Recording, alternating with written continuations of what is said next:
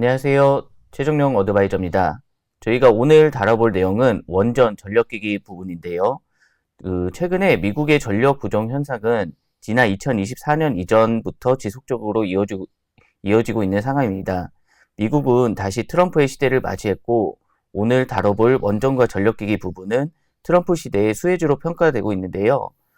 어제 트럼프의 멕시코 그리고 캐나다의 관세 부과 및 여러 가지 행보로 인해 주식시장은 변동성이 큰 상황입니다. 최근 국내 시장에서 좋은 움직임을 보이고 있는 원전, 전력기기 섹터의 상승 기조는 계속 이어질 수 있을까요? 옆에 이민재 연구원님을 모시고 해당 내용을 들어보도록 하겠습니다. 안녕하세요. 네, 안녕하십니까. 네. 저희가 이제 최근에 이제 국내 주식시장에서 좋은 움직임을 보여주고 있는 업종들이 여러 가지 업종이 있잖아요. 근데 그 중에서 뭐 이제 빠지지 않고 들어가는 쪽이 원전 그리고 전력기기 업종이라고 볼 수 있는데요. 네. 최근에 보면은 이제 이 체코 원전 수출 계약 뉴스 같은 좋은 뉴스도 좀 나오고 있고, 그리고 이제 미국 내에서의 데이터 센터의 확대 움직임, 이런 좋은 내용들이 지금 계속 나오고 있는 상황이잖아요. 어떻게 저희가 이제 뭐 서두에 잠깐 이 전망을 하고 이야기를 계속 좀 들어보면 좋을 것 같은데, 네. 어떻게 저희가 이제 앞에 말씀드렸던 원전 전력기기 섹터 상승 조금 더 지속될 수 있을 것으로 보이시나요? 일단은 지금 이제 가장 중요한 거는 미국 내 전력 수요가 늘어나고 있다라는 거고요. 네네. 그 미국 내 전력 수요의 증가 원인은 뭐 다 아시는 데이터 센터 쪽에 영향이 가장 크다고 보고 있습니다. 그런데 네. 이번에 이제 트럼프 취임 이후에 계속적으로 얘기하는 거는 추가적인 데이터 센터에 대한 투자들을 계속 얘기를 하고 있는 상황이고요. 네.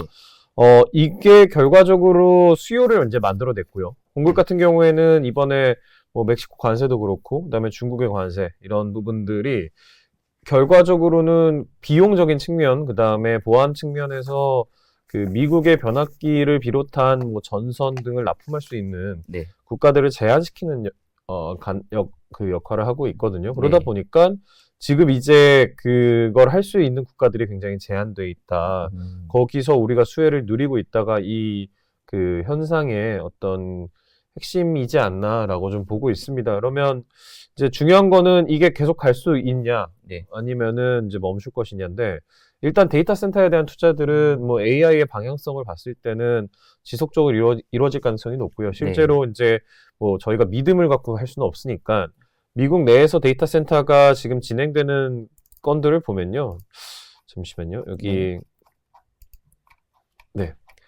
보시면 뭐 지금 데이터 센터의 운영 자체가 굉장히 빠르게 확대되고 있고요. 그 다음에 이런 것들을 보여주는 또 주요 지표 중에 하나는 이제 공실률이 낮아지고 있습니다. 그러니까 콜로케이션 데이터 센터 같은 경우에는 이제 임대를 하는 방식인데, 네. 여기에 공실률이 떨어지고 있다라는 거는 결국 그만큼 데이터 센터의 수요가 많다라는 거고요. 네. 지금 뭐 중장기적인 데이터 센터에 대한 수요를 미국 기관, 그러니까 미국의 랩에서 보여준 데이터가 있는데, 네. 거기서 이제 보는 수치를 저희가 감안을 해보면 뭐 많게는 3년 내에 3배 정도까지 증가할 것으로 보고 있습니다. 그리고 상당폭으로 좀 증가를 하는 걸로 보고 있죠. 네, 이런 부분들은 이제 또 길게 지속될 가능성이 높은 게 데이터 센터 관련된 부동산 거래들도 굉장히 활발하게 진행이 되고 있거든요. 네네. 그래서 이런 것들은 이제 착공하기 시작하면은 뭐 29년, 30년에 완공 가능하기 때문에 데이터 센터에 대한 수요들은 네. 굉장히 강력하게 있다라는 것들을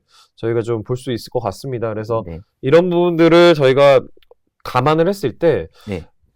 제가 이제 드리고 싶은 말씀은 사실 요 그림에 다 담겨 있는 것 같고요. 네.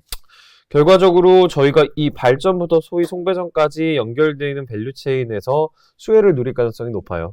이제 이런 부분들에서 원자력 관련돼서는 두산 에너빌리티, 네. 그다음에 뭐 변압기 관련해서는 현대일렉트릭, LS일렉트릭, 효성중공업, 그다음에 그밖에 이제 변압기 및 중저압 전력기기에서는 LS일렉트릭 같은 회사들의 수혜가 좀 분명해 보이고요. 그 다음에 전선 같은 경우에는 LS전선, 대한전선, 뭐 일진전기, 가온전선, 이 회사들까지도 전체적인 밸류체인에서의 성장 가능성 매우 높다라고 보고 있습니다. 그래서 미국 시장은 결국은 이제 저희가 밸류에이션 얘기를 하고 하지만 시장은 결국 합리적이에요. 그러니까 네네. 적정 수준의 밸류에이션을 항상 가져가는 전제로 이제 저희가 이제 생각해 봐야 되는 건 이 시장이 향후에 더 커질 수 있냐에 대한 부분들인데 네.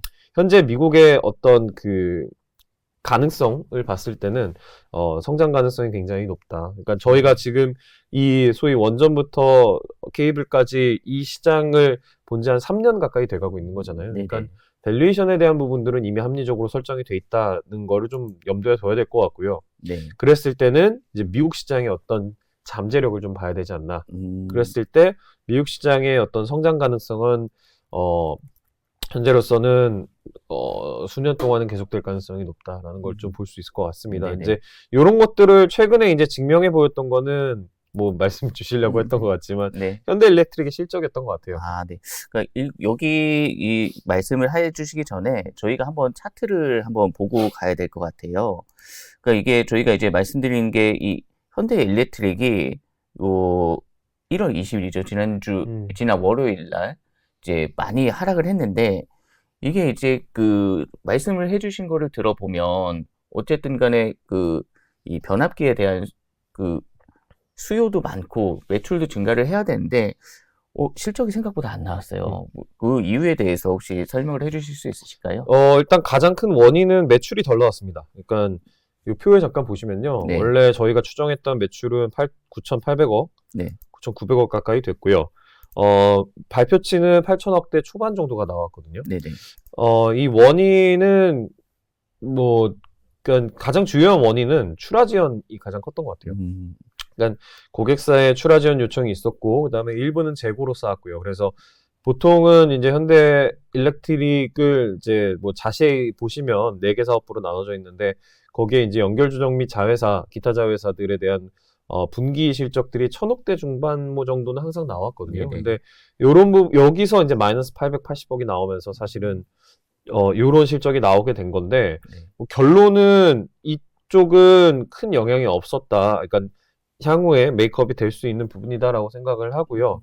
그러니까 이러면서 이제 동시에 이야기했던 게 저희도 사실은 예상 못했던 것 중에 하나였는데 예상 못했던 건데 증설 발표를 했습니다. 오. 그러니까 이게 이제 많은 분들이 이 실적이 안 좋았기 때문에 증설 발표를 했다라고 생각을 하시지만 네. 이 금액 자체가 크거든요. 4천억 정도 되는 금액의 증설을 발표했고 네. 사실 4천억이라고 하는 금액은 작년에 벌어들인 순이익의 대부분을 여기에 놓겠다라는 얘기거든요.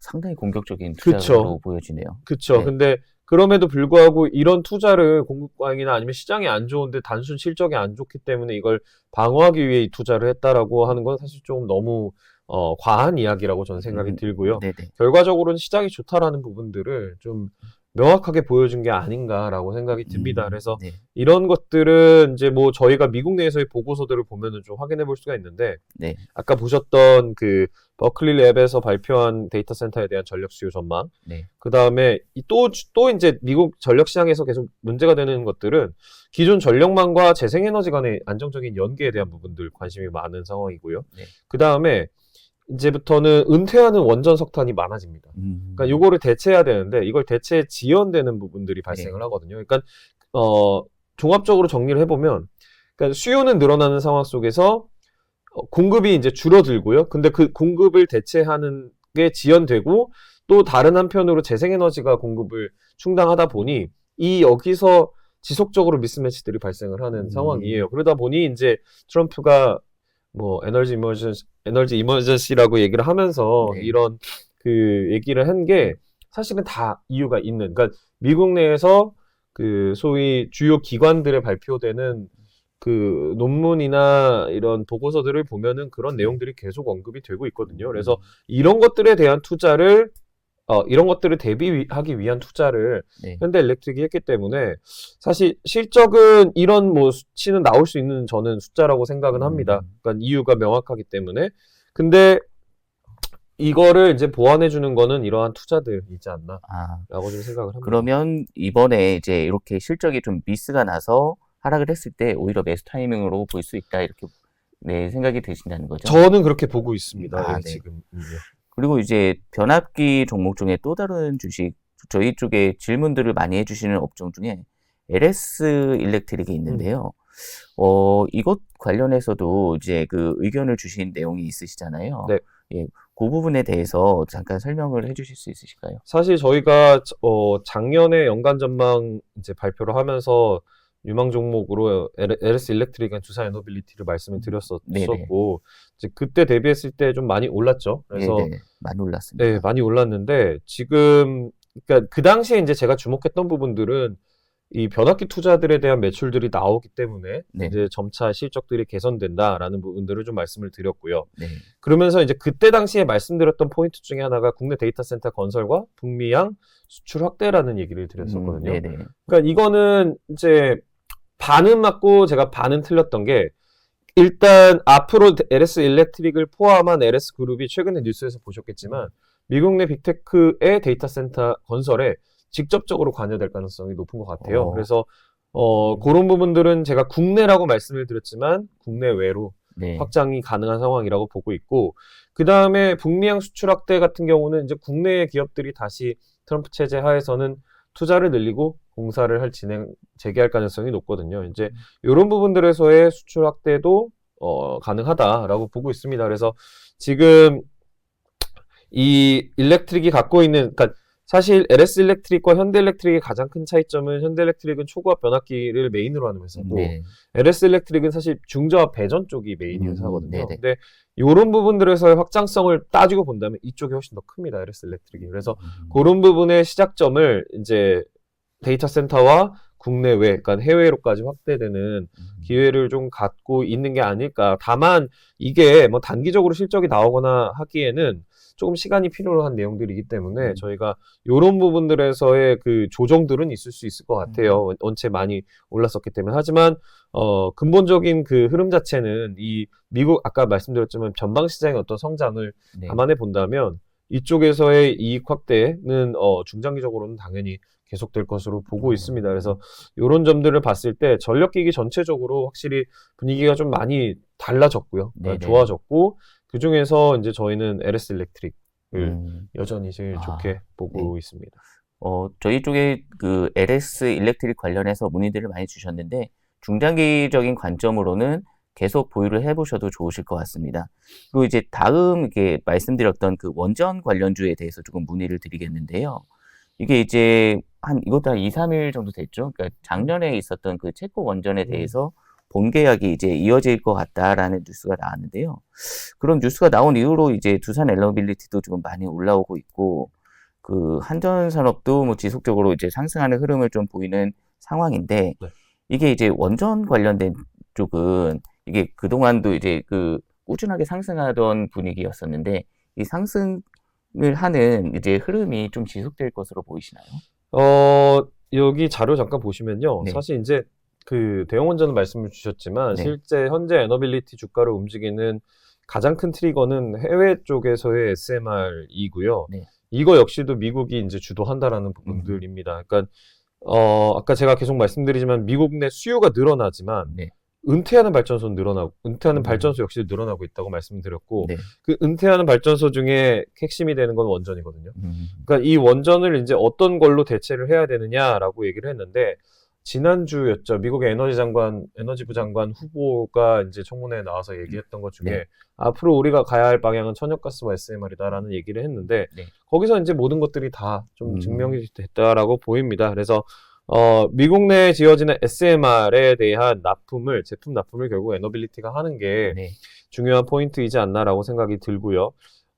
지금 이제 자료에 보면은 2030년부터 상업운전을 시작할 건데 뭐 대략 30년 때는 연평균 뭐 한 6, 7기가 정도 될 것 같아요. 근데 네. 이게 금액으로 치면은 전체 프로젝트가 최소 한 7, 80조 이상 되는 엄청 시장이거든요. 매년 그런 시장이 생기는 거고 거기에서 주기기의 상당 부분을 에너빌리티가 다 할 겁니다. 왜냐하면 뭐 최근에 계약을 맺었던 테라파워도 그렇고 엑스에너지, 그다음에 누스케일 같은 회사들은 결과적으로는 이 설계사고 이걸 제작하는 거를 에너빌리티 쪽으로 몰아주는 그런 분위기이거든요. 근데 네네. 그러면 이제 이쪽 수요가 줄 것이냐? 아까 말씀드렸지만 미국 내 전력 수요가 증가하고 공급이 줄어드는 그 단계에 있기 때문에 이런 부분들을 생각해 본다면 SMR에 대한 투자는 트럼프 정부 하에서 이제 강력하게 이루어질 가능성이 높고요. 네. 여기서 이제 이거를 할 수 있는 국가 자체가 없기 때문에 의미가 있다라고 보고 있습니다. 그리고 그런 것들을 이제 간접적으로 보여준 거는 웨스팅하우스와의 어떤 그 합의였던 것 같고요. 그래서 전체적으로 에너빌리티도 그러니까 이게 보시면 전력기기 같은 경우에는 이미 실적이 나온 상태에서 주가가 움직이고 합리적인 밸류에이션 수준이 어느 정도 형성되어 있는 상태라면 사실 에너빌리티는 보시면 밥캣의 이익 비중이 너무 높습니다. 그리고 그걸 감안했을 때 밸류에이션은 사실은 그걸 제외하고 본다면 굉장히 높은 수준일 거고요.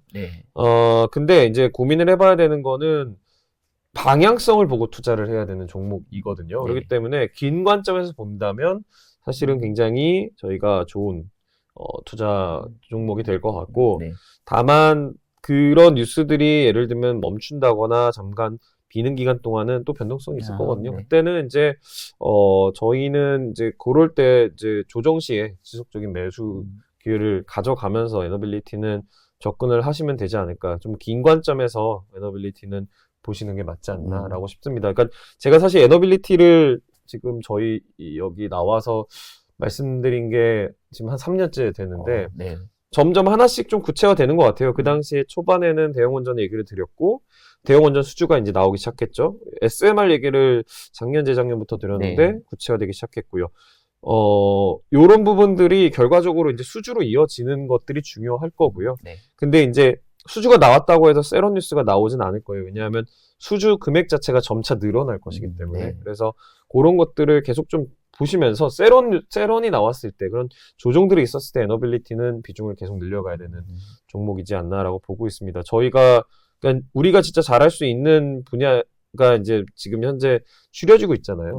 이제 그 분야에서 이제 조선업과 이제 에너빌리티의 역할은 미국 입장에서도 굉장히 중요한 회사이지 않나라고 생각이 됩니다. 그래서 그런 점들을 좀 감안하셔서 보셔야 되지 않을까. 그리고 아까도 말씀드렸지만 원전 같은 경우는 더더욱이나 중국과 러시아가 배제되는 시장이거든요. 그러면서 지난번에 에너지부 장관도 이야기했던 게 후보자가 얘기했던 건 원전 시장에서의 경쟁자라고 얘기하면 러시아, 중국, 프랑스를 얘기를 했거든요.